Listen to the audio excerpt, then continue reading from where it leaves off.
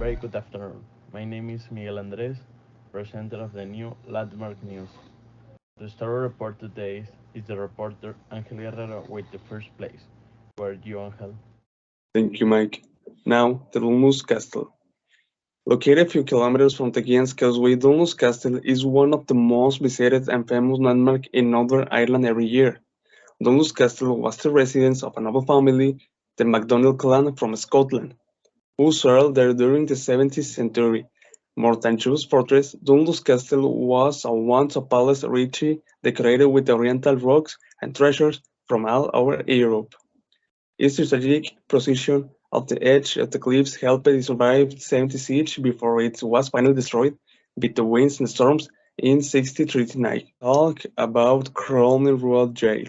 Cromwell Road Jail, located in the center of Belfast, Cromwell Road Jail is famous for having been one of the most sinister institutions of its time due to extremely precarious conditions of detention. Inspired by Pentonville Prison in London, Cromwell Road Jail was built in 1843 by Sir Charles Lanyon to replace Carrickfergus Prison. It was inaugurated in 1846 with admission of the 106 prisoners, men, women, and children, straight from the Carrickfergus Prison. Cromwell Road Jail was in operation until in 1996. Now we return with you, Mike. Thank you, Angel, for the wonderful information. Now to present the second place, the reporter Juan Hermosillo. Name is Juan. Tell me both the ring of the tower. He have there was a defining London is the tower ring of the quest fan be tourist with long ring tower big is the big more are not and charming the simple London ring the west in factor her tourist attraction called Tower Ring tour and the Tower Ring experience, where you can learn the story beneath the engineering and architect of the most famous ring the world. In fact, there are tourist attraction cellar Tower Ring tower and the tower ring experience where you can hear the story ring, the energy and the architect of the world most famous ring. During the tour you explore the elevator went over the rats and mirror panoramic window of the city and the adventure in the engine rooms. There is a small monument the visit and the was will the commemorate the here of friend the lawn in the including the 3100 street on the This information is very valuable if someone would like to visit some of the two sites, the beautiful two place.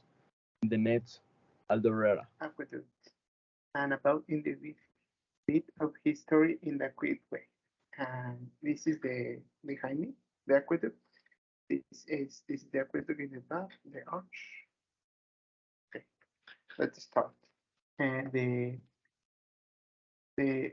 1880 arch stone and cast iron structure is for use by northwards and was completed in the 1805 and having taken 10 years to design and build. It is a 12 wide and is the longest aqueduct in the Grand British and the highest canal aqueduct in the world. The world. A footpath runs alongside the watercourse on one side. An aqueduct was to have been a key part of the central section of the proposed Ellesmere Canal, an industrial waterway that would have created a commercial link between the river Severn and Shrewsbury and the port of Liverpool on the River Mersey and other sites on England, but this is the most important is in this construction.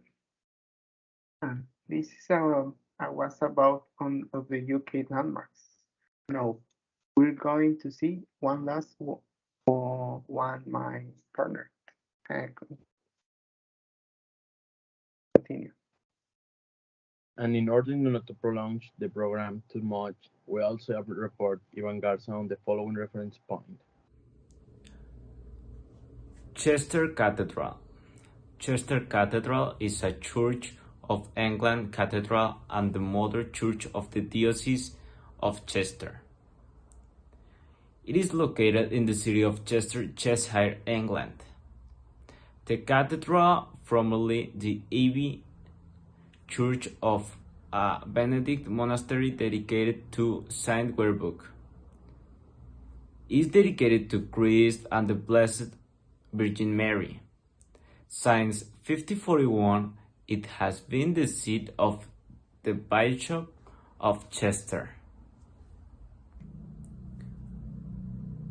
The Royal Pavilion. The Royal Pavilion is a former royal residence located in Bridgetown, England. It was built in the 19th century as a seaside retreat for George IV of England, then still Prince Regent.